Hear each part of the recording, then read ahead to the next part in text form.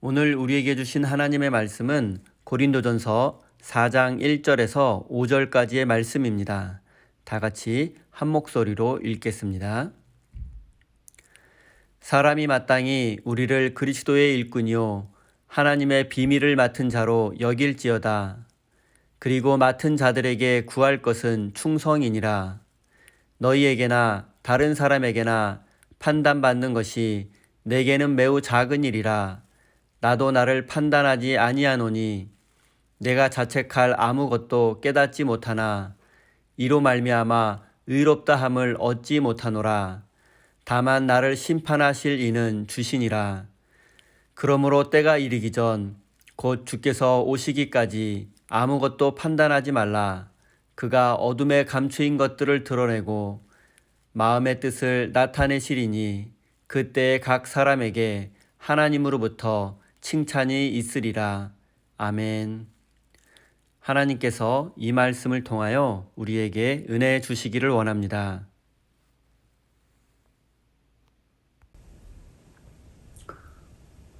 하나님의 크신 사랑과 은총이 여러분의 삶에 함께 하시기를 빕니다.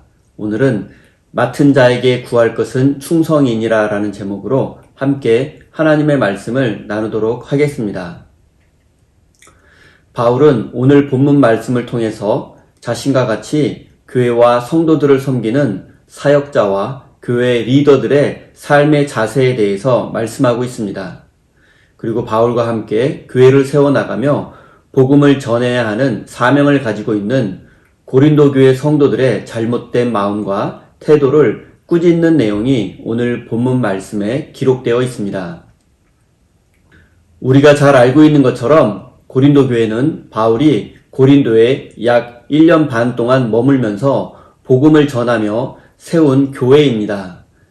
그리고 바울은 고린도 교회가 어느 정도 성장하고 안정화되자 다른 지역으로 복음을 전하기 위해서 떠나게 되었습니다. 하지만 바울이 헌신하여 세운 고린도 교회는 바울의 뜻대로 움직이지 않았고 오히려 바울을 비난하고 대적하는 사람들이 교회 안에 있기까지 했습니다. 바울 당시에 복음을 전하며 선교사로 활동했던 사람들은 바울 외에도 많이 있었습니다.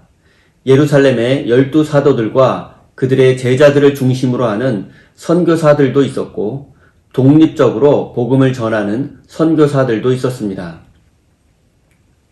그리고 바울이 고린도 교회를 떠난 후에는 아볼로가 중심이 되어서 신앙생활을 했지만 여러 부류의 선교사들이 고린도 지역에서 활동하게 되었고 그 결과 고린도 교회 성도들도 여러 선교사들의 영향을 받게 되었습니다. 하지만 여러 선교사들의 영향으로 교회가 더욱 견고해지고 굳건하게 세워진 것이 아니라 오히려 고린도 교회는 자신들에게 영향을 준 선교사들을 추종하며 분파가 생겨나게 되었고 결국 교회는 여러 그룹으로 분열되고 갈라지고 말았습니다. 그리고 바울은 이런 상황을 알게 되었고 이 문제를 해결하고 다시 교회를 하나 되게 하기 위해서 고린도 교회에 편지를 보내게 되었습니다. 1절입니다. 사람이 마땅히 우리를 그리스도의 일꾼이요 하나님의 비밀을 맡은 자로 여길지어다. 고린도 교회는 지금 바울파, 아볼로파, 그리고 베드로파 등으로 나뉘어져 있습니다.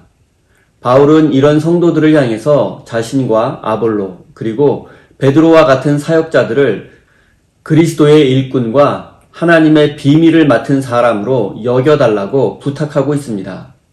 먼저 그리스도의 일꾼으로 여겨달라는 말에는 어떤 의미가 있는지 살펴보겠습니다. 일꾼은 헬라어 단어로 회페레타스입니다. 그리고 이 단어는 주인을 위하여 온갖 허드렛 일을 맡아서 처리하는 사람을 의미합니다. 종이나 하인과 같은 개념입니다. 따라서 그리스도의 일꾼이라는 말의 의미는 주인이신 그리스도를 위하여 온갖 굳은 일을 다하는 사람을 의미합니다. 그리고 그리스도만을 드러낼 뿐 자신은 이름도 없이 빛도 없이 일하는 사람입니다. 이것이 바로 바울과 아볼로 그리고 베드로와 같은 사역자들의 지향점이었습니다. 그런데 지금 고린도 교회의 모습은 어떠합니까? 일꾼을 마치 주인처럼 섬기고 있습니다. 바울과 아볼로는 그리스도의 일꾼에 불과한데 성도들은 바울과 아볼로를 추종하고 있습니다. 어쩌면 바울과 아볼로와 같은 사역자들에게 문제가 있었을 수도 있습니다. 그들이 복음을 전하며 성도들을 가르치고 하나님의 능력으로 목회했을 때 하나님의 능력이 나타나고 하나님의 은혜를 경험한 성도들이 많았을 것입니다.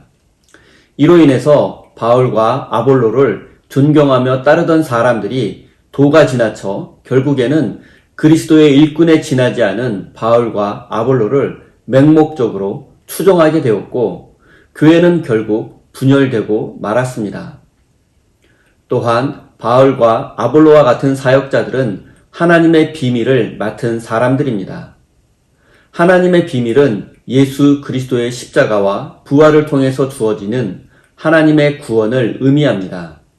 따라서 그리스도의 일꾼은 먼저 십자가와 부활을 통해서 구원이 주어진다는 하나님의 비밀을 알고 있어야만 합니다. 비밀을 맡은 사람은 헬라어 단어로 오이코노모스, 우리말로는 주로 청지기로 번역하고 있습니다. 고대 사회에서 신분이 높은 사람의 집에는 많은 종들이 있었습니다. 그리고 주인은 가장 충성스러운 종을 청지기로 임명하여 집안일과 다른 종들을 관리할 수 있는 권한을 주었습니다. 그런데 때로는 충성스럽지 못한 청지기들로 인해서 주인이 어려움을 겪는 일들도 있었습니다. 왜냐하면 청지기는 주인으로부터 큰 권한을 부여받았기 때문입니다. 충성스러운 종은 그 권한을 주인을 위해서만 사용했지만 반대로 충성스럽지 못한 종은 주인으로부터 받은 권한을 부정한 곳에 또는 자기 자신을 위해서 사용하기도 했습니다. 바울은 자신과 아볼로와 같은 사역자들을 그리스도의 일꾼이요 하나님의 비밀을 맡은 청직이라고 표현하고 있습니다. 그리고 이것이야말로 바울 자신의 정체성이기도 했습니다. 하나님의 은혜로 구원받은 우리들도 바울과 마찬가지로 그리스도의 일꾼이며 하나님의 비밀을 맡은 청지기입니다. 우리가 이 사실을 믿는다면 이제 우리의 삶은 달라져야만 합니다. 그리스도의 일꾼인 우리들은 그리스도와 그의 몸된 교회를 위해서 허드렛 일도 마다하지 않으며 이름도 없이 빛도 없이 헌신할 수 있어야 합니다. 또한 하나님의 비밀을 간직한 청지기인 우리들은 십자가와 부활 속에 숨겨진 하나님의 구원을 많은 사람들에게 전하는 삶을 살아야 합니다. 사랑하는 성도 여러분, 우리는 그리스도의 일꾼이며 하나님의 비밀을 맡은 청지기임을 마음속 깊이 새기며 주어진 사명에 충성하는 복된 인생이 되기를 바랍니다. 2절입니다. 그리고 맡은 자들에게 구할 것은 충성이니라. 그리스도의 일꾼이며 하나님의 비밀을 맡은 청지기인 우리에게 하나님께서 원하시는 것은 바로 충성입니다. 일꾼이며 청지기라는 자신의 정체성을 분명히 알고 있는 사람은 자신에게 주어진 사명에 충성할 수밖에 없습니다. 충성은 충성하는 대상에게 전적으로 의존한다, 의지한다라는 뜻입니다. 일꾼과 청지기에게 왜 충성이 가장 중요한지를 살펴보겠습니다. 주인을 위해서 일하는 일꾼과 청지기는 철저히 주인을 위해서 존재하는 사람들입니다. 그런데 이들이 딴 마음을 먹고 몰래 자신의 이익을 챙길 수도 있고 게으름과 나태함에 빠질 수도 있습니다. 또한 주인이 명령한 대로 하지 않고 자신의 생각과 판단에 따라서 행동할 수도 있습니다. 하지만 이런 일은 비록 더 좋은 결과를 얻기 위한 것이라 할지라도 해서는 안 됩니다. 왜냐하면 일꾼과 청지기는 주인의 넓은 마음과 깊은 계획을 알지 못하기 때문입니다. 그렇기 때문에 일꾼과 청지기는 철저히 주인의 명령에 순종하고 충성해야 합니다. 저는 지금 여러분에게 하나님의 말씀에 맹목적인 순종과 충성을 요구하는 것이 아니라 어떤 경우에도 우리의 마음과 행동이 하나님의 뜻과 계획보다는 앞서서는 안 된다는 것을 말씀드리는 것입니다. 사랑하는 성도 여러분, 새해가 시작되었습니다. 여러분 나름대로 인생 계획과 목표를 가지고 계실 것입니다. 하지만 그 무엇도 하나님의 뜻과 계획보다 앞서지 않기를 바라며 그리스도의 일꾼답게 하나님의 비밀을 맡은 자답게 충성하며 헌신하는 한 해를 보내시기 바랍니다. 바울은 계속해서 고린도교의 교인들이 자신을 판단하며 비난하고 헐뜯고 있다는 사실을 알고 있지만 그런 일에 신경 쓰지 않으며 오직 나를 판단하실 분은 다시 오실 그리스도밖에 없다고 고백하고 있습니다. 고린도 교회에는 바울을 존경하며 따르는 성도들도 많았지만 반대로 바울을 비난하는 사람도 있었습니다. 바울을 반대하는 사람들은 바울의 약점을 집요하게 공격했습니다.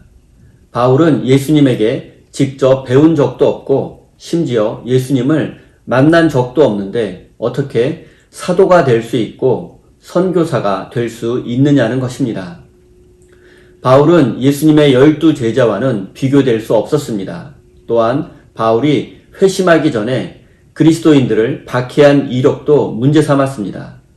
그리고 아볼로는 당시 그리스 로마 세계에서 최고로 인정받는 알렉산드리아의 필로 학파 출신이었습니다. 하지만 바울은 유대인들에게만 인정받는 랍비 학교 출신이었던 것을 문제 삼아 바울의 지적인 능력을 깎아 내리기도 했습니다. 이런 점들을 문제 삼아서 당시 고린도 교회에서는 바울을 비난하고 그를 인정하지 않는 사람들이 있었습니다.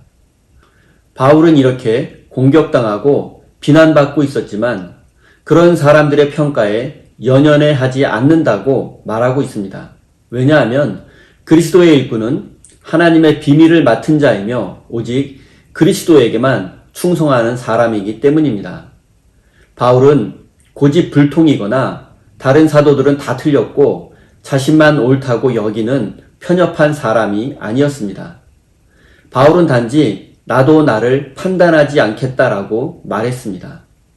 다른 사람의 평가와 판단으로부터 자유로울 뿐 아니라 자기 자신의 판단에서도 자유롭다는 말입니다. 많은 사람들이 다른 사람들의 부정적인 평가로 인해서 마음의 상처를 받고 고통을 겪기도 합니다. 그리고 다른 사람의 부정적인 평가를 애써 외면하는 사람도 자기 자신의 평가로부터는 자유롭지 못한 경우가 많습니다. 자신을 합리화하기도 하고 자신을 비난하는 사람들을 향해서 분노의 마음을 품기도 합니다.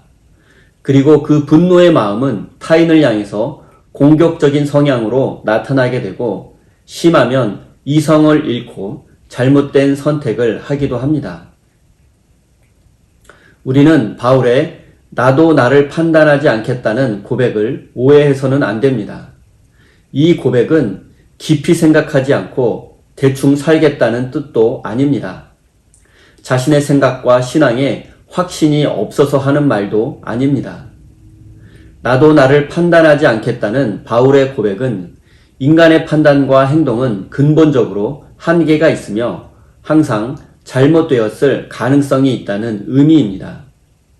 인간은 판단의 주체가 아니라 하나님으로부터 판단받아야 하는 대상이기 때문입니다. 지금 고린도 교회의 상황을 한번 생각해 보십시오. 그리고 너희가 나를 비난해도 흔들리지 않겠고 나도 나 자신을 판단하지 않겠다는 바울의 고백을 다시 한번 생각해 보십시오. 지금 고린도 교회 성도들은 서로 자신들이 옳다는 사실을 전제한 채 자신과는 다른 생각과 행동을 하며 다른 그룹에 속해 있는 사람들을 맹목적으로 비난하고 헐뜯고 있습니다. 심지어 자신들에게 복음을 전해준 사도 바울에게조차 그러한 행동을 서슴지 않고 있습니다. 바울은 이러한 상황과 현실 속에서도 흔들리지 않으며 온전한 믿음 위에 굳게 서 있습니다. 너희들의 근거 없는 비난에 흔들리지 않을 것이며 우울증이나 열등감, 패배감에 사로잡혀서 스스로를 비난하지도 않을 것이다 라고 바울은 분명하게 말하고 있습니다. 그러면서 바울은 고린도 교회 성도들을 향해서 우리 모두는 그리스도의 일꾼이며 하나님의 비밀을 맡은 사람들입니다. 그러니 우리는 이 사실을 잊지 말고 하나님께 더욱 충성하는 일꾼이 되어서 성도들 간의 하나됨을 이루고 행복한 교회를 세워 나가야 할 것이라고 말씀하고 있습니다. 사랑하는 성도 여러분, 우리는 그리스도의 일꾼이며 하나님의 비밀을 맡은 사람입니다. 그리고 우리가 하나님 앞에 헌신하며 충성스러운 삶을 살아갈 때에 때로는 오해받을 수도 있고 비난받을 수도 있습니다. 넘어지고 쓰러질 때도 있을 것입니다. 그럴 때 여러분은 마음을 강하게 하시고 믿음의 눈으로 하나님만 바라보며 계속해서 충성을 다하십시오. 다른 사람들의 판단과 평가에 연연해하지 마시고 스스로를 쓸모없는 인생이라고 비하하지도 마시고 끝까지 믿음의 눈으로 하나님을 바라보십시오. 사랑하는 우리 세임교회 성도 여러분, 여러분은 그리스도의 일꾼이며 하나님의 비밀을 맡은 복된 사람이라는 사실을 잊지 말고 끝까지 충성을 다하시는 거룩한 하나님의 사람이 되시기를 예수님의 이름으로 축원드립니다. 다 함께 주신 말씀 가슴에 새기며 기도의 자리에 나아가겠습니다.